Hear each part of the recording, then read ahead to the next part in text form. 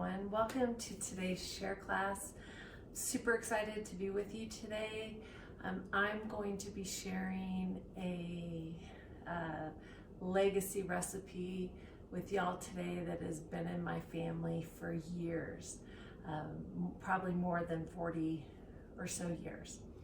And it's a super fun memory for me as a child, and with the holidays just passing, it reminded me that I needed to share this recipe with you guys, because hopefully in the coming year you can go and share it with someone. Now, I'll forewarn you that this recipe does take some time, but it doesn't mean that it's complicated. It's actually quite easy. And what this recipe is going to remind most of you of is the butter braids that you see sold all throughout the year. And this is a very similar style recipe where it's a braided dough. And I think my mother used to call it Mandelkuchen, which was a German recipe. My parents were stationed abroad. My dad was in the Air Force, and we were all born in Germany. And this is a tradition that she started many years ago, and my sister and I have both carried it on over the years in sharing it. So I call this Better Than Butter Braids Pastry. Even though my mom called it Mandelkuchen, I went ahead and just named it for myself. And so I think this is better than butter braids. And if you've always wanted to learn to make a butter braid and want something sort of similar, this is your recipe, and it makes a huge amount. Because this recipe is intended to share. Okay, so in order to get started, we're going to make a sweet dough first, and you just need a couple of ingredients. We're going to start off with some active yeast, and you're going to need a tablespoon plus a teaspoon of yeast. So we're just going to put this in the bowl of our standard electric mixer. You can certainly do this by hand. If you do not have a mixer, don't worry about it. Just grab a bowl and a wooden spoon and you can do this too. So 1 tablespoon plus 1 teaspoon of yeast, and then we're going to need 1 cup of sugar. There we go. And then we're going to need a teaspoon of salt. There we go.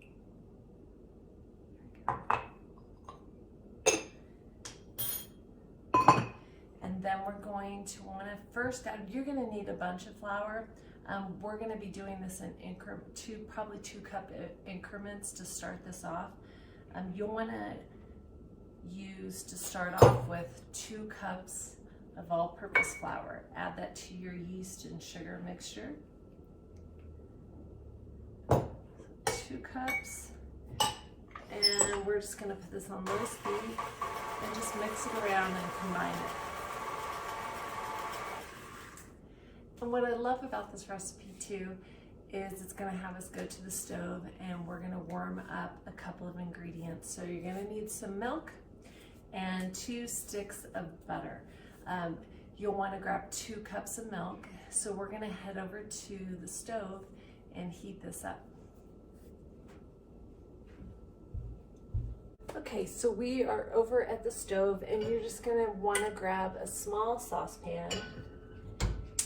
And we're going to be putting this on a low heat, medium to low heat. And what you're going to want, oh, my dog always finds his way into these videos somehow. It's so funny. I think he likes to come through the kitchen and see what I've spilled and look for everything on the floor that he can. So put your saucepan on low heat, and you're going to want to take 2 sticks of butter.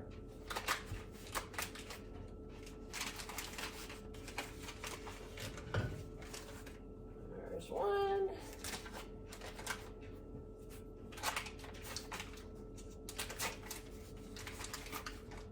There we go.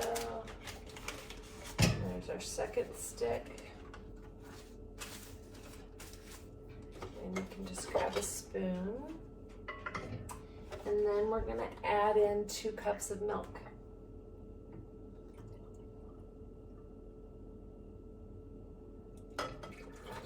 cup.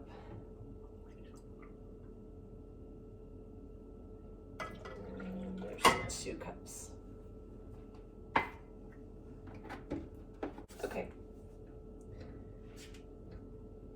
So typically, in this style of recipe, the heat portion of this is really crucial. You don't want it too hot and you don't want it too cold. You want it just right. It sounds a little bit like the Goldilocks story. So what I'm going to suggest to you is you get out your candy thermometer, and we are just going to test the temperature of this milk. And we are aiming for between 120 and 130 degrees. So most people are going to assume that the visual cue of when your mixture is ready is when the butter is melted. And that actually is going to be a bit too hot. As you guys know, I've talked to you about it before, is the fact that when you're dealing with yeast and yeast style breads, the most important element is that you don't have too hot of liquid, and otherwise it'll kill the yeast.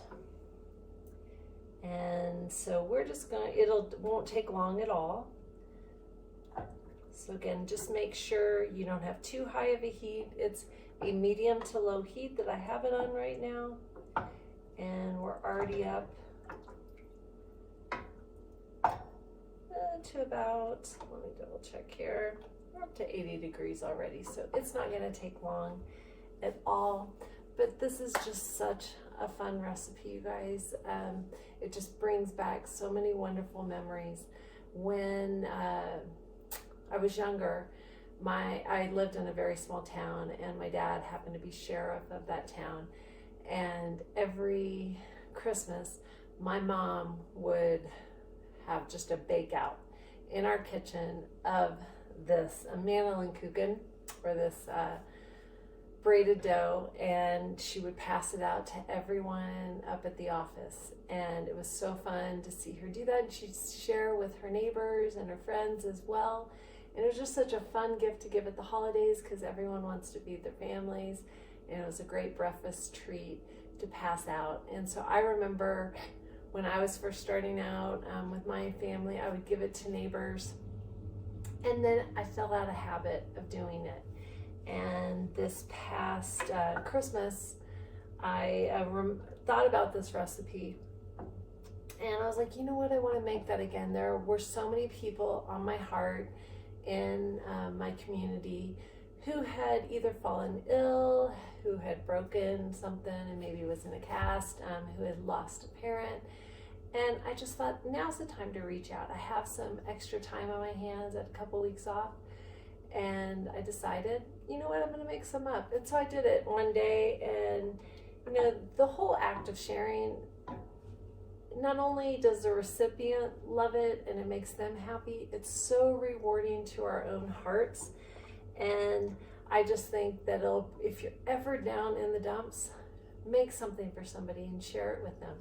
It can be as simple as Rice Krispie treats or no-bake cookies. It doesn't have to be anything complicated or as time-consuming maybe as this. But I would highly recommend you taking time to set aside. This recipe takes about 4 hours, believe it or not. But don't, again, let that scare you off. Those 4 hours, 2 of those hours are just setting the dough off to the side to raise. So don't get scared off by that. And a lot of it's just a patience process. So let's take a quick look and see where we are. We're already at 110. So see, this goes really pretty quickly. And like I said, this candy thermometer is key to this particular recipe because your butter is not going to melt down all the way. So it's really otherwise hard to gauge what the proper temperature is. So I'd highly recommend using that candy thermometer.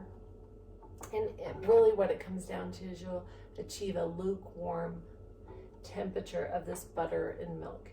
And what I've used whole milk in this particular recipe because I think the extra fat and riches help the dough So I would recommend that as well. And I wouldn't say that this is a treat for, you know, all throughout the year at all. It's maybe a once a year kind of treat, just because we are using whole ingredients, maybe a little bit more full of fat, just to help with the flavor of our recipe. So see, it quickly came to 120. Right now we're at 122, so it quickly fires up. So I am going to turn this off, and we're done with this portion. And we will head back over and move on. Okay, let's head back over to our dough. So we are back with our warmed milk and butter. And again, just another reminder that butter is not going to be all the way melted. And so what we're going to do is we're going to turn our mixer on low, and we're just going to pour this in at a low speed. And slowly, there we go. And you saw those chunks of butter going in there. There we go. And now you're going to set a timer for 2 minutes to let this stir. Okay, so we're going to go set that timer. So I set my timer to 2 minutes. You'll want to grab a spatula and just every so often scrape down the sides just to make sure that everything is getting combined in here. There we go. Let me turn it back on. And once everything's combined, you can actually increase your speed to about a medium speed. So pardon the sound for just a minute, and you're going to see it just look super smooth. And this is one of those tricks to making dough with a mixer, is the consistency that you're achieving is that super smooth consistency. And it's going to look a little, it's going to be a cream color. But really do keep track of those 2 minutes, because it's super important, because we're also incorporating air into this recipe, and it will make our dough super fluffy. Okay, so let me go turn off the timer here. Okay, so we'll turn that off. All right, so now our other ingredients, and we will share this recipe with you. It'll be in the library's link. We always post them and share them on our Facebook page.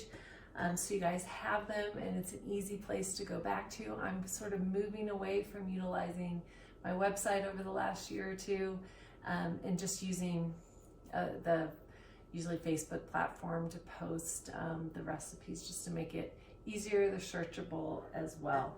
So we're going to be adding 2 large eggs to our mixture here. 1, 2. Okay. And then, like I told you, we're going to be using flour in increments, so we're going to add another 2 cups of flour. 1. And there's number 2. There we go. So now we're going to beat this for another 2 minutes. So start it on low, and I'm going to go set my timer. What you're going to see now, after you've set that timer again for 2 minutes, is you can watch this dough in the bowl, and the color has now changed. It's this deeper cream wheat color, and it's becoming super thick. But also what you're going to notice is that smooth consistency. And so this beating for this 2 additional minutes really makes all the difference. So remember not to skip that step when you're making this up. And this is just such a fun recipe to make. I know, I hope I didn't scare you off when I said that it's going to take a full 4 hours. But anytime you're dealing with sweet doughs or breads, it's really truly just this patience process. It's a time where you're just present with what you're doing. It's a time to relax too. There's nothing stressful about making this recipe whatsoever. And you can always take a minute, if you see any flour on the side, just scrape that all down with your spatula. And usually you have to scrape it down maybe once while it's mixing. There we go. And I just heard my timer go off, so while this is beaten a couple of times, I'm going to turn that off. Okay. So now what we're going to be doing is we're adding the remainder of our flour. So we added initially first 2 cups with our first set of mixture with the yeast, and then with the eggs we added 2 more cups. So total right now has been 4 cups. So now we're going to be adding 4 cups more. Okay, so we're going to start off with 8 cups. You might even have to go up to 9 cups. A lot of times with dough making, it all depends on your humidity in the air. Colorado, we don't have a lot of humidity, so I like to err on the side of caution and make a little bit of a wetter dough, because we can always make it a little drier by adding more flour.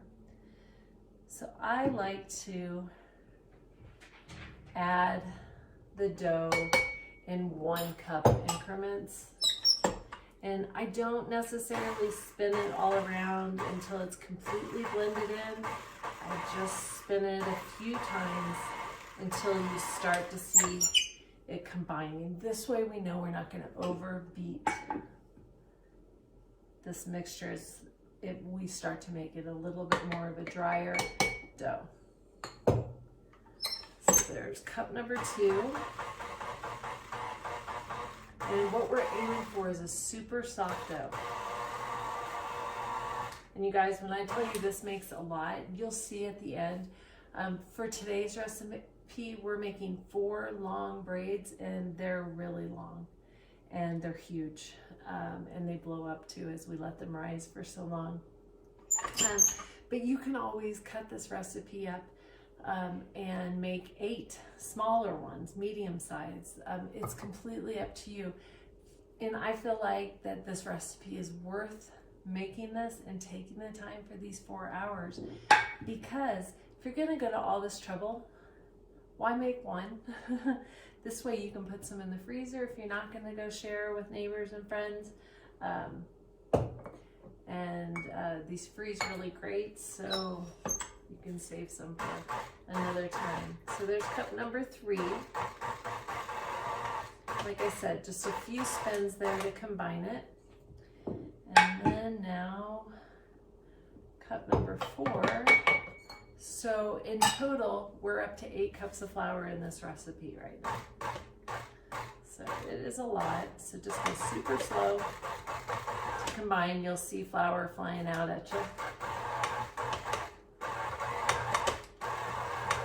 And it definitely is forming this soft dough. You can start to notice that the dough is turning shaggy.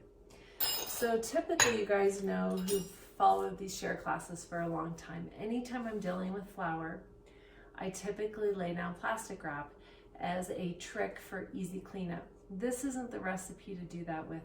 You are gonna want your counter and a hard surface to work with. Sometimes that plastic wrap can be a little bit slippery.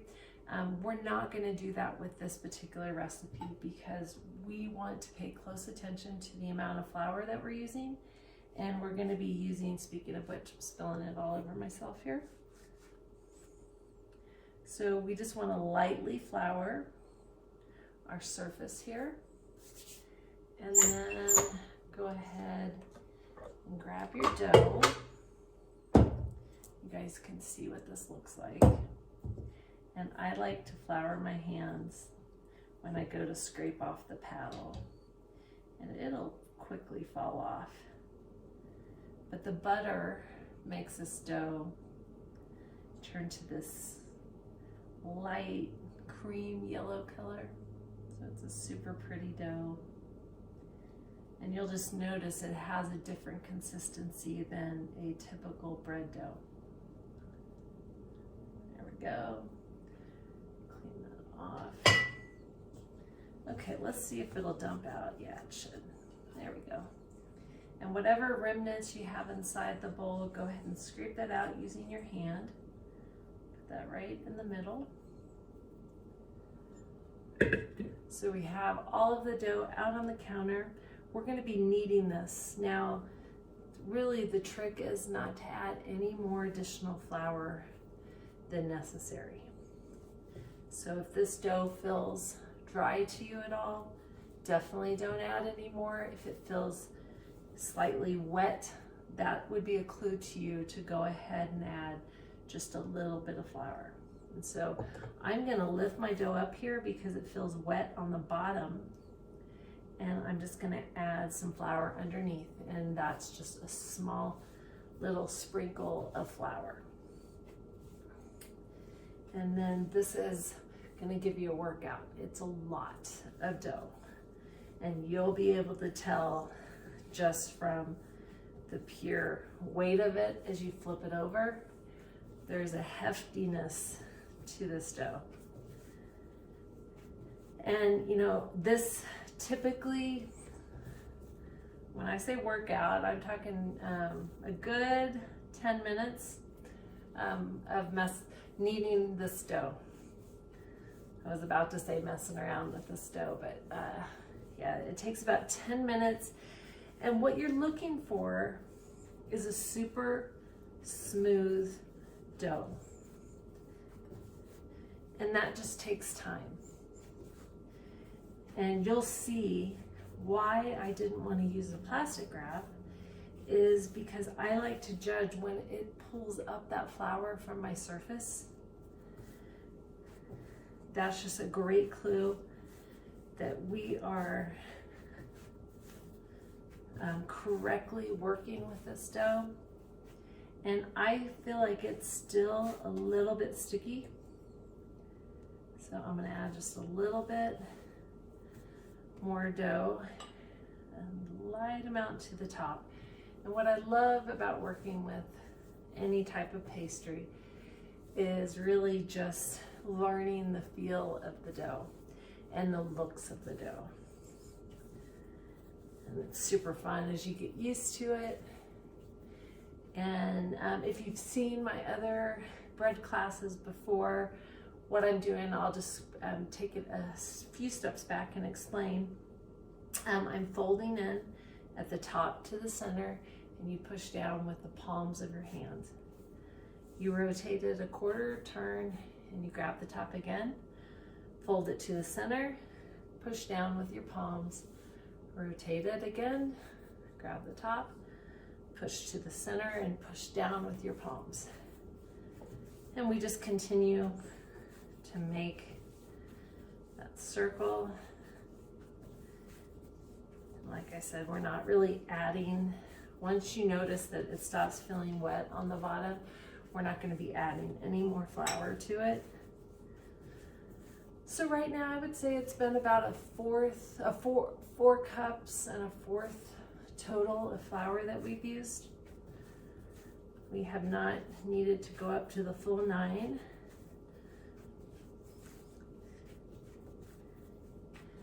And you'll see it'll be super smooth and elastic as you work with it. And it will give you a workout, like I said. It's a pretty tough dough at this point, and it's a lot to work with. So you're definitely getting the workout in here. There we go. Yeah, I just love those recipes that bring back great memories. And so I hope you guys have those same recipes at home. But I thought if I correlated it to something you could relate to, like the butter braids, the frozen ones that a lot of us have bought, through our kids' school over the years, that everyone would understand better what kind of recipe this is. Now keep going. I said for 10 minutes.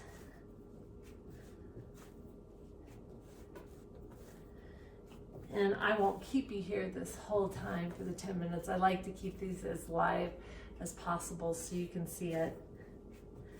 but you guys will be able to get the idea. There we go. And it will just start to smooth out, and you're gonna form it when those 10 minutes are up.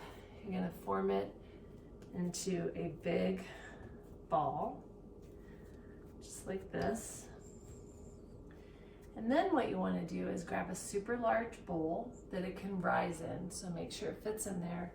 And imagine this doubling, so make sure it's a large bowl. And then I like to use olive oil, and you'll just want to put a tablespoon in the bottom of your bowl and rotate it around. You can use your hands, just spread it around the sides. There we go, just until it's all coated. Then what you want to do is pick up this monstrosity of dough. Like I said, it's heavy. Then you're going to place it in the bottom of the bowl, give it a spin, turn it over, give it a spin, and then flip it back over. So now I'm going to go wash up my hands and grab some plastic wrap. Okay, so I've grabbed my big box of plastic wrap, and we're just going to grab a big sheet of it and place this over the top of your dough.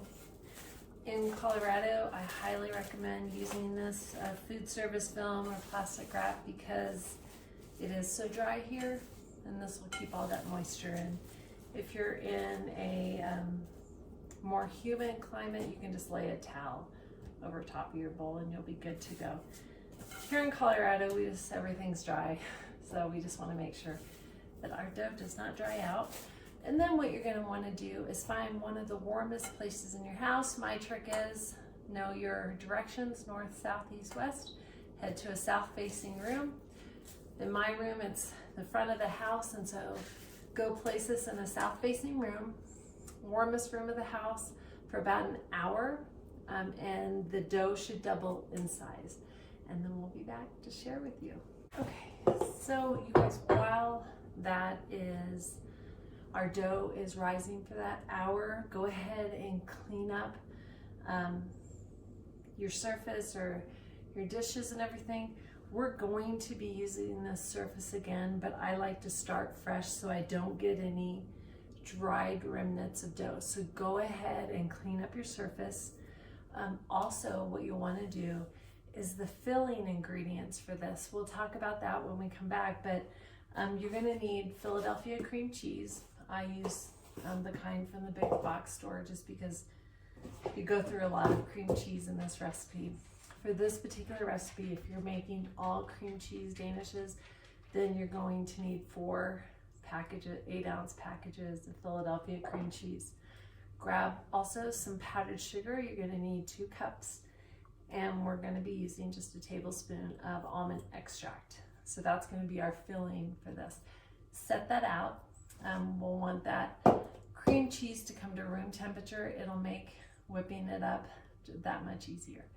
So in this hour, while the dough rises, set out that cream cheese so it can come to room temperature and get your surface all cleaned up. And we'll be back in an hour to move on to the next stage.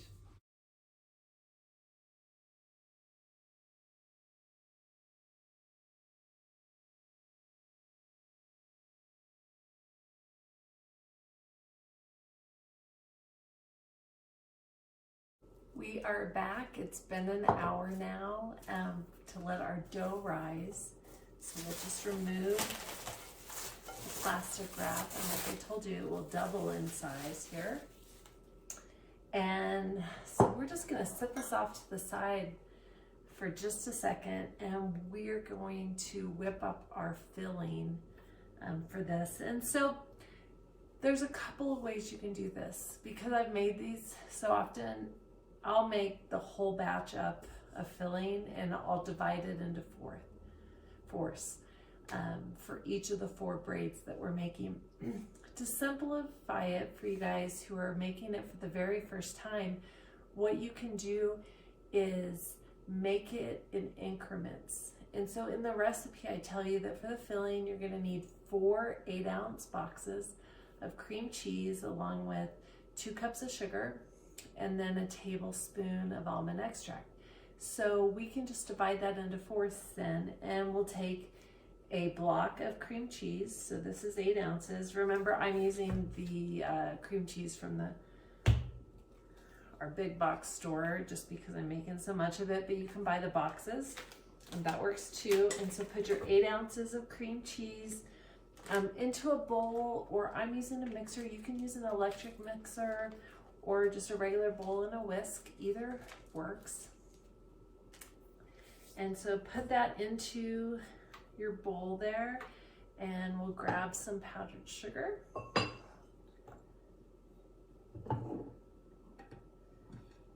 And so right now I am getting 1/2 of a cup of sugar. Placing that in there.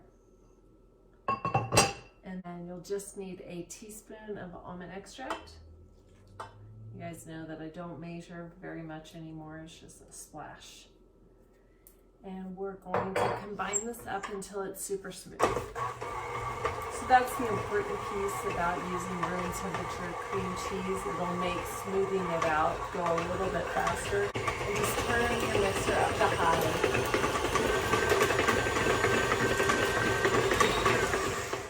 Until it's completely smooth, and that almond extract smells so good. And grab another spatula and just scrape down the beater here.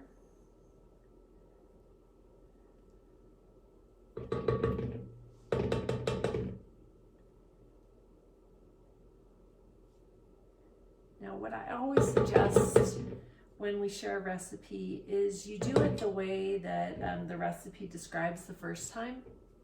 But let me tell you, you can get super creative with this recipe as far as the fillings go. And that's the fun part. You can put raspberry jam down the center of these. You can put apricot jam, strawberry jam is good too. Cinnamon, like cinnamon roll filling as well. And so it's completely up to you. But for today's purpose, I'm just going to show you this cream cheese filling that we have always loved. And like I told you, this recipe has been in our family for a really long time.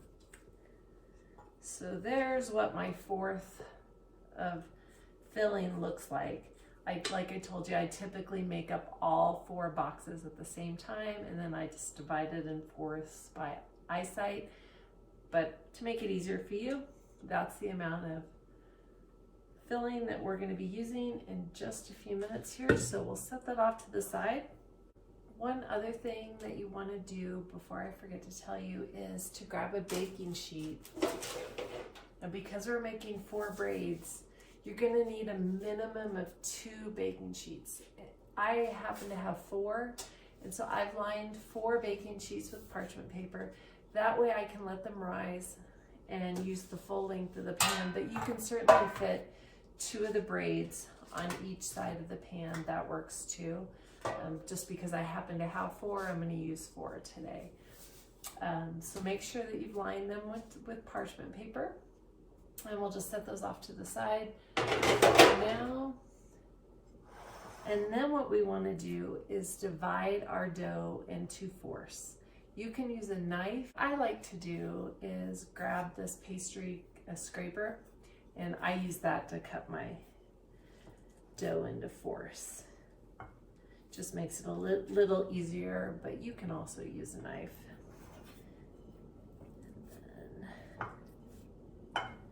Makes it super easy, and visually you can see it divided into fourths. Set that off. All right.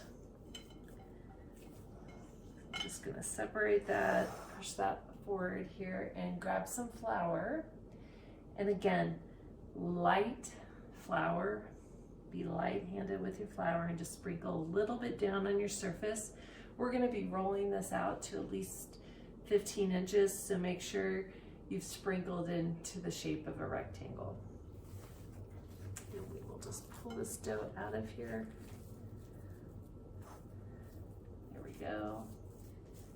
And I like to, before I lay it down, just sort of start to get it into a shape of a rectangle. Scoot that to the side. And you want to grab a rolling pin and just put a little bit more flour onto that. And then we're going to begin to roll our dough here. And we're trying to keep it into a rectangular shape. You can certainly get out a ruler or a tape measure to make sure you get a pretty close measurement. We're looking for 15 inches long and 12 inches wide. And when you've done this enough, you won't need a tape measure or to measure that out here. And so what I like to do is always start in the center and push out. And you want to make sure it's an even consistency as you push, and that will ensure that you get a great looking rectangle here. But don't get caught up if it's not looking perfectly rectangular. We can certainly make that look a little bit better as we go along here. We're shaping this out. And as the dough relaxes, it actually makes it easier to roll out. Okay, so this part is where it gets fun. We're showing you the technique involved. In this, it's very similar to rolling out cinnamon rolls, just rolling it into a rectangle, and be sure and lift up just to make sure it's not sticking at all on the bottom of your surface. There we go. And you can always give it another roll if you feel like it isn't in that rectangular shape that you want. So we have a rectangle here. What you're going to want to do is place your filling only in the center. So if we're looking at 15 inches, we're going to be taking about 4 inches of the center to place our filling in. And again, this is the other reason. We're going to start an inch in and place our filling down, and I'm just placing it in dollops down the center. And we're not going to be spreading this to the edges at all. And remember to leave another inch on the other end. All right, and be sure and scrape out all that filling, because we're going to be adding or doing another one here in a second. And so we will just scrape that down. So we have 4 dollops here, and we're going to go ahead and spread it down the center in about a 3-inch strip, 3 inches wide, all the way down the center here. And be sure and leave that inch at the end. And the other important thing is try to make sure it's evenly placed all the way down, because that way you don't get too much cream cheese in one section than another. There we go. And so you have at least 3 inches on either side of your rectangle. Okay, there we go. So let me set this off to the side. I'm going to go wipe my hands up real quick. Okay, now that our filling is placed, you'll want to grab a knife. And what we're going to be doing is cutting 1-inch strips up to the edge of the filling. So we're going to start at the top and make a slit. And this is the other reason why I'm not using plastic wrap, is because otherwise we would cut the plastic wrap underneath. So we're using our counter. And if you need to, I can eyeball it to make an inch. But if you need to, you can grab a ruler. And we're just making inch cuts all the way up to the filling, all the way down the dough. And you can hold the end of the dough and cut that slit. And 1-inch strips the whole way down, just up to the filling. There we go. And now we'll go to the other side here, and we're going to do the exact same thing. 1-inch strips the whole way down, just make that slit all the way up to the edge of the filling. Just like this. So continue all the way down. And this is the magic that creates that beautiful braided dough that we all love. I might cut one more right there. There we go. Okay, so now we have our slits, our 1-inch slits cut all the way up to the edge of the filling. So what we're gonna do is fold in the end strip. If you have any flour on it, brush that off. And then you're going to tuck in that strip on the end. We're gonna fold that in. So now what we do is we alternate sides. We fold in one strip across, grab the other one, and fold it across. And then fold one side in and fold the other. So hopefully you guys can see that okay. Fold across this side, fold across the other. And we just go back and forth the whole way down the dough here. We just alternate back and forth. And there we go. What I think I might do is just show you this camera angle. I'll bring the camera over so you can really get a true visual of what this looks like. I know it's probably hard to tell from this camera angle. So I'll go halfway down here and stop, and let me just pull the camera over so you guys can see what this looks like. So now you guys can get a better view of how we folded this in. So you just take the opposite side and fold it across, grab the other side and fold it across. And you just alternate each side, fold that across, and just keep alternating back and forth like this. There we go. So hopefully that helps showing you that camera angle just as I finish up here.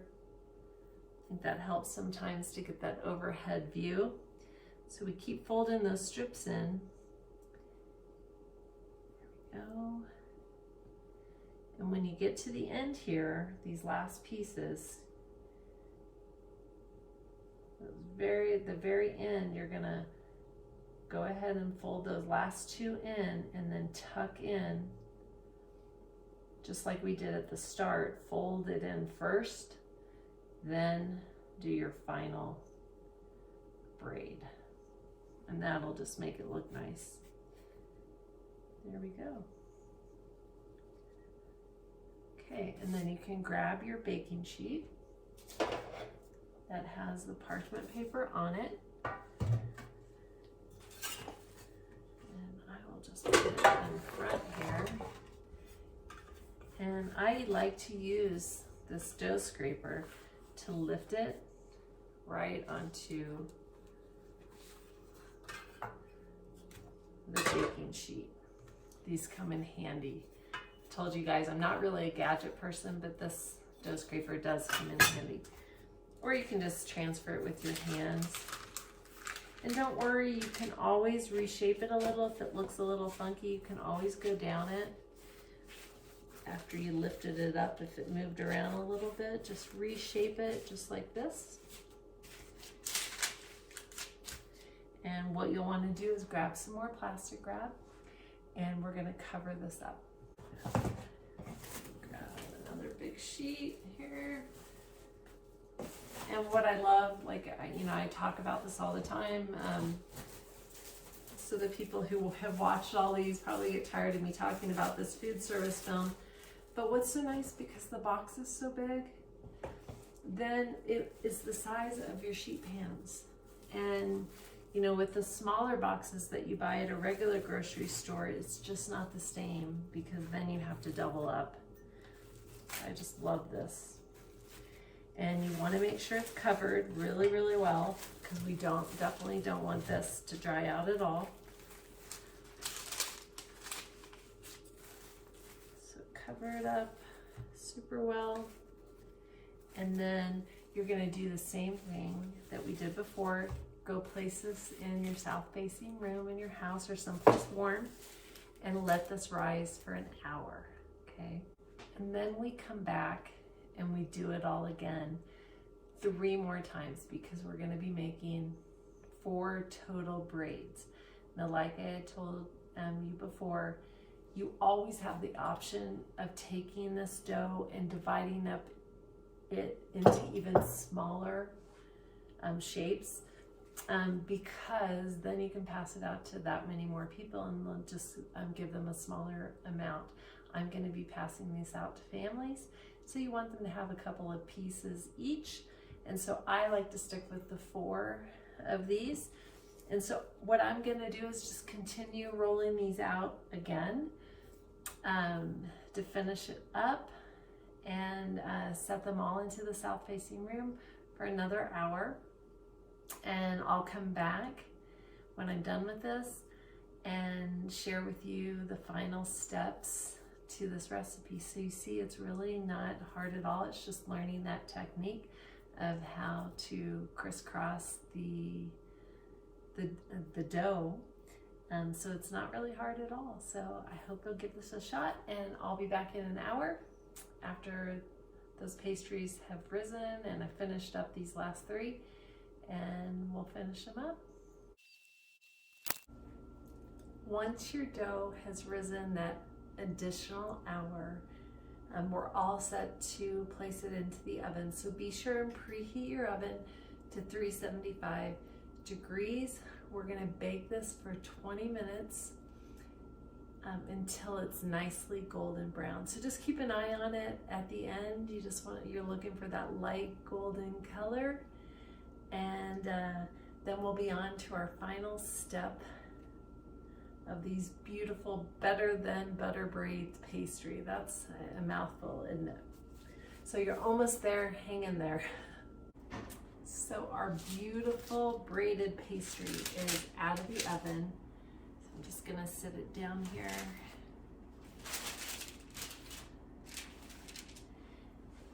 And then what you want to do is, the reason also why I use parchment paper is it allows you to easily transfer this to a wire rack. This part is crucial. You're not going to want to let this rest on the pan, because the heat gets trapped underneath and it'll make the bottom of your pastry soggy, and that's not what we want.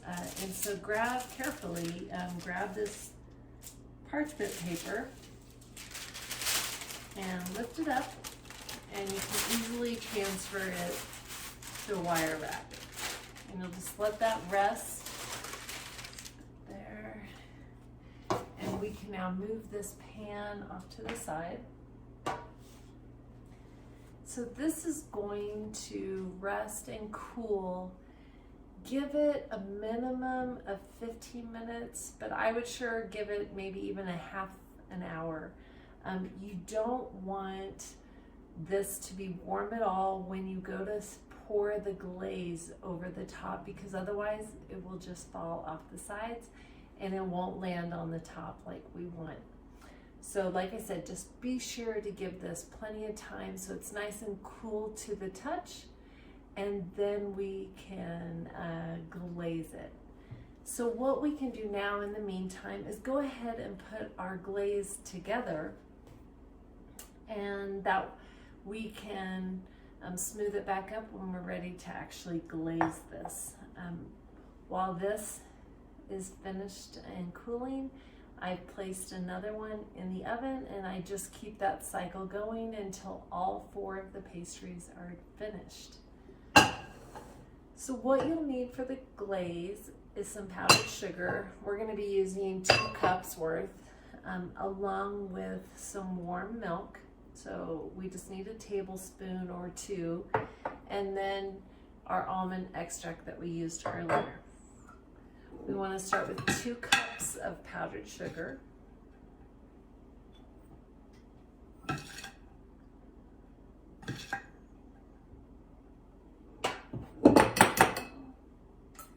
And this glaze is just another addition of some sweetness, and it makes it absolutely delicious. Okay, so we have almond extract ready to go. We're going to be using, like I said, about a tablespoon. So what I like to do, make sure that this is warmed up, because that will help your glaze set. That's a trick. A lot of people won't tell you that part, but warming that milk actually will allow your glaze to set a bit. So we're going to add a teaspoon of almond extract just to flavor this glaze to the powdered sugar.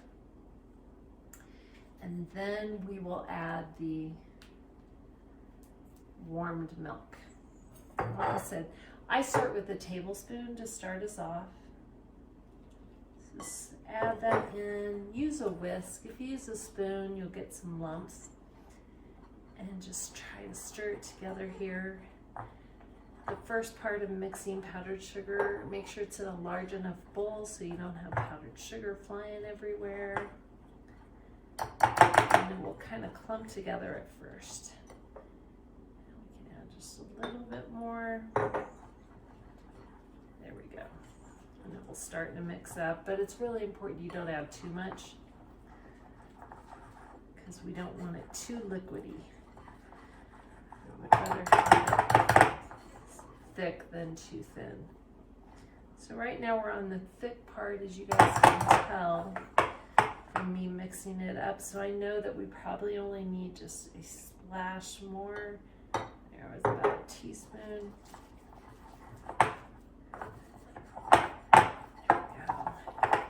And as you stir, it'll start to loosen up.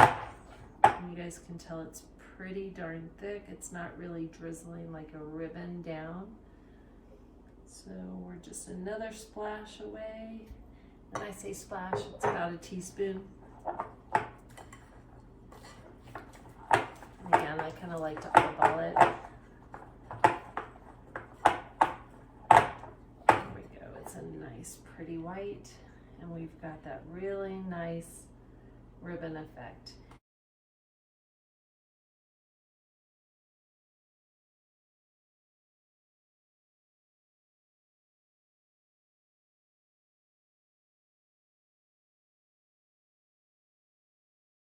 And that's going to give you a super pretty glaze across the top of it.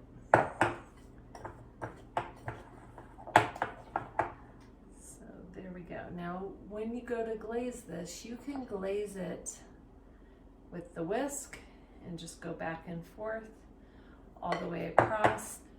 What I suggest, before you start to glaze it, grab that piece of parchment paper that you have from that baking sheet and place it underneath your wire rack, because that way it'll catch all the glaze and you don't have another big mess to clean up.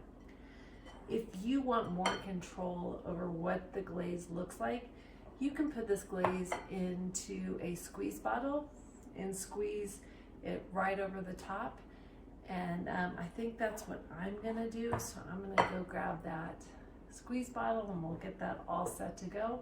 So when this is cool, we can drizzle it right over the top. Using a plastic squeeze bottle is one of my favorite tricks when you are trying to put a glaze on something. So we're just gonna carefully pour this glaze into the bottle here. And like I said, you don't have to do this. You can use a fork or use the whisk to drizzle it over the top. But if you want a little bit more control over what the glaze looks like, just place it inside of a plastic squeeze bottle, and you can drizzle it over the top of your pastry. There we go. All right, pretty darn close there. All right, and then just take your lid, add that to the top, and this is all ready to go. Like I said, as soon as this is cool, we will drizzle it right over the top. So when you're really sure that this pastry is nice and cool,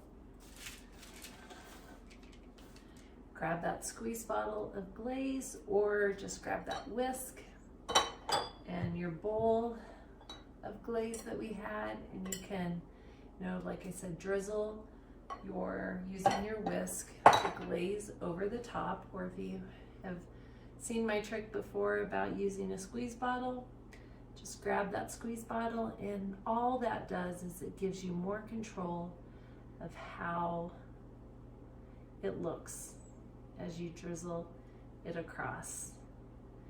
And I just like the look of it just a little bit better than freehanding it, but in the end, no one really cares exactly what this glaze looks like. It just, as you do make more and more of these, you start to pay attention to the presentation of these, and you just go the whole length of the pastry, drizzling this back and forth the whole way down. And you can, this is a fairly small tip. If you want to drizzle a thicker bit, you can cut the end of this and make it bigger. I have different sizes. This one is fairly thin. And we'll just go back and forth. And what I like about this is we're not adding a ton of sweetness to this. It's just a touch. And that's why I like drizzling this thin amount of glaze over the top. Just makes it look super nice. I will try to tilt this a little bit so you guys can see how nice that looks. And these are absolutely delicious. I'm not going to taste test them for you today just because I'm giving these out as gifts and passing them along, sharing these with folks, but I wanted to show you this whole process. We have 3 more to complete, so I will finish those up, but I really hope that you try this recipe and you love it as much as our family has, and you carry on the tradition of sharing this with your family and friends. Thanks everyone. I'm Elaine Prechtel, and hope to see you again soon.